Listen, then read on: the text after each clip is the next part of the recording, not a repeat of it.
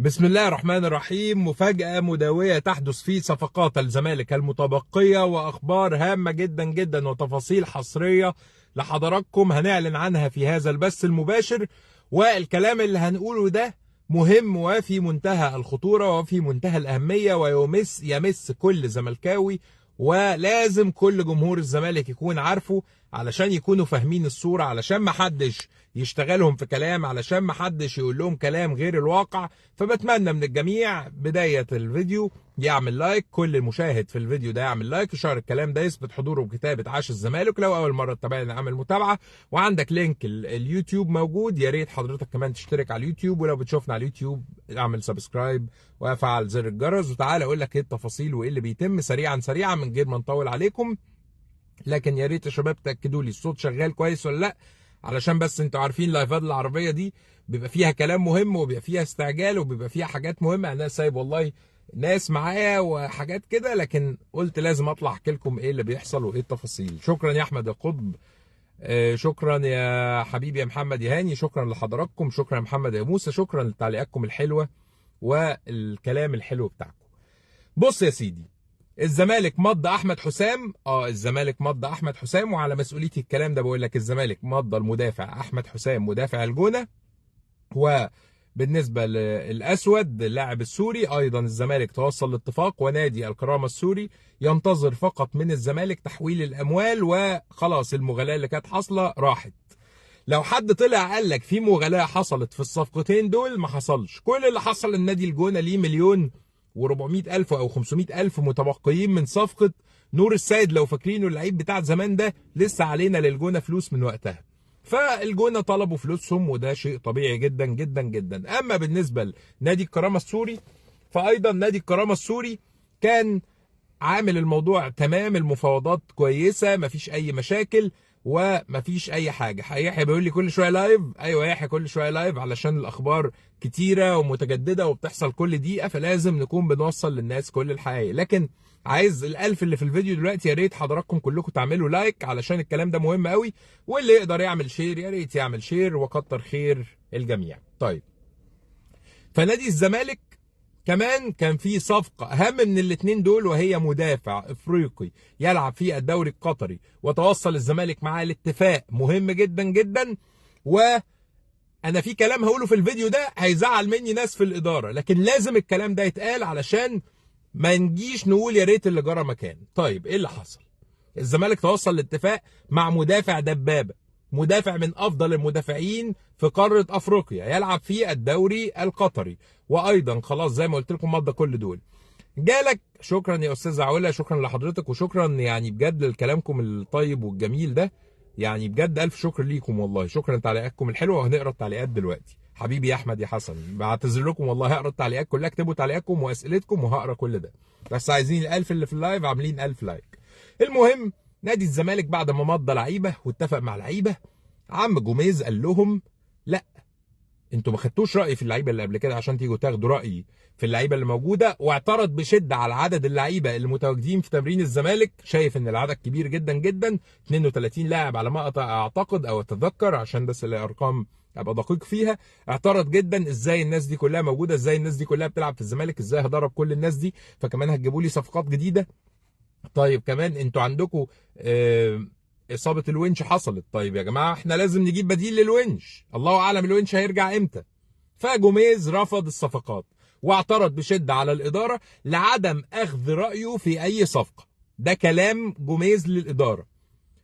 فالاداره حاولوا ان هم يضغطوا ان هم يخلصوا الصفقتين دول، واللاعب وقع، وصور التوقيع خرجت للناس، وكل المواقع كوره بلس يلا كوره في الجول كله كتب ان خلصت الصفقه، عشان هي خلصت. وانا لما قلت لحضراتكم انا مش هطلع اقول لك لعيب مضى وهو ما مضاش، اكيد انتوا واخدين على الثقه والمصداقيه هنا، ويعلم ربنا ان والله اللعيب وقع للزمالك، يعني انا مش بقول اي كلام. لكن الغريب هو تراجع الزمالك عن الصفقه. طيب دلوقتي احنا هنلعب الموسم ازاي بعدد المدافعين اللي موجود؟ دلوقتي انت عندك الونش اهم مدافع في الزمالك اتصاب، يعني الدفاع فيه مشكله. دلوقتي عندك ما عندكش باك شمال غير فتوح، مين تاني هيلعب باك شمال؟ هتلعب ابراهيم نضاي باك شمال. طيب دلوقتي انت محتاج حارس مرمى احتياطي، لانك عندك ازمه في حراسه المرمى، عندك عواد ومحمد صبحي كلنا عارفين مستوى. كان في مفاوضات لضم احمد الشناوي وبقت طلعت بالفشل. فانا مش قادر افهم ازاي حضراتكم، احنا عملنا 10 صفقات تقريبا، نص 90% منهم بيلعب في نص الملعب، مين هيدافع؟ هل حضراتكم شايفين ان دفاع الزمالك كده كفايه؟ الاجابه لا. هل حضراتكم عايزيننا نقول برافو خلاص؟ الاجابه لا. فما ينفعش ان انتوا تبقوا عاملين كل الشغل وكل الصفقات دي وفي الاخر تبوظوها على حاجه قد كده. فكان من الواجب وجود مدافع. قد ياتي في الساعات القادمه، يا ريت صوتنا يوصل للاداره ويا ريت يسمعوا لنا ويا ريت يفهموا ان المدافع هم عارفين شغلهم وبيشتغلوا كويس جدا، لكن ما ينفعش ان يكون مفيش صفقه مدافع كمان بعد اصابه الونش. تمام، انت عندك حد هنا وحد هنا، لازم مدافع بمستوى الونش. استاذ سامر فوزي بالظبط، كلامك كله مظبوط، يا رب يوصل. شكرا يا استاذ حسن حبيبي بابا المجال، شكرا محمود العطيه، شكرا لحضراتكم جميعا. لكن لازم الناس تعرف الكلام ده. طيب دلوقتي خلاص الفرمان طلع من جوميز ان مش عايز صفقات جديده. ليه؟ علشان احنا دفعنا كامل؟ لا، الونش الكلام ده يتقال لو الونش سليم 100%، يبقى احنا عندنا ازمه في الباك الشمال وازمه مش ازمه يعني، ازمه في الباك الشمال ومحتاجين تدعيم في حراسه المرمى ومحتاجين تدعيم قدام. فالقصه فيها شويه لخبطه. انا شايف ان ما ينفعش كل الناس بتقول لازم مدافع بديل للونش ده. احمد فؤاد خش في الموضوع يا مكسيكي، وانا بقول ايه يا عم في الموضوع اهو يا سيدي. فانا شايف، انا معترض جدا بشده بعترض، وانا مش من الناس اللي هتطبل ولا هتقول برافو وخلاص. لا، احنا لازم انا مصلحتي الاولى نادي الزمالك، كابتن حسين لبيب وادارته هيعملوا حاجه هقول لهم عاش وعظمه وبرافو، بس لما تعطلوا في حاجه اسمعونا. احنا زملكاويه والله وبنحب النادي، كل الناس اللي في التعليقات دي زملكاويه، الجمهور ده زملكاوي. فلازم انا بنادي من دلوقتي، لازم مدافع، محتاجين مدافع كمان، محتاجين مدافع كمان. اتمنى المدافع الدبابه اللي وصلنا لاتفاق ليه يكون موجود، اتمنى صفقه الاسود تكون موجود، لاعب مهم بكواليتي كويس بسعر كويس. فكل الحاجات دي للاسف الشديد قد نندم عليها في وقت لا ينفع الندم.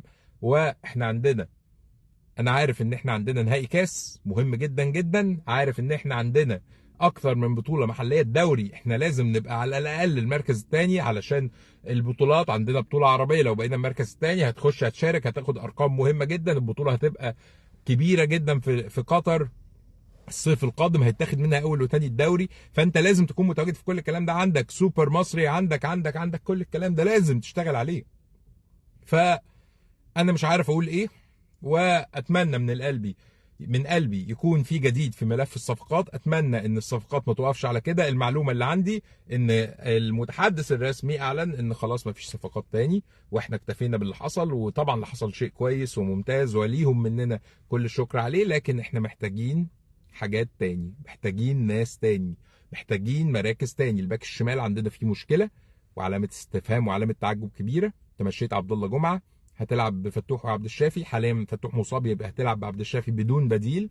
الناحيه الثانيه في الدفاع انت عندك الونش اتصاب وعندك بعض المشاكل عند بعض المدافعين، فمحتاجين مدافع. حراسه المرمى لو لا قدر الله حد اتصاب هتلاقي عندك مشكله. فاحنا عايزين نزق الموسم لكن محتاجين يكون الشغل احسن واكتر، ومحتاجين حضراتكم ما تحسوش ان انتوا عملتوا كل حاجه لاننا انتوا فكيتوا القيد شكرا، انتوا جددتوا الفتوح، جبتوا صفقات شكرا، لكن لسه احنا لسه ال 12 على الدوري، لسه كل حاجه. فصوتي هو صوت كل الجمهور، واتمنى من قلبي ان انقاذ الموقف قبل فوات الاوان. طيب اراء حضراتكم ايه في اللي بنقوله؟ هل حضراتكم معانا ولا ضد ده؟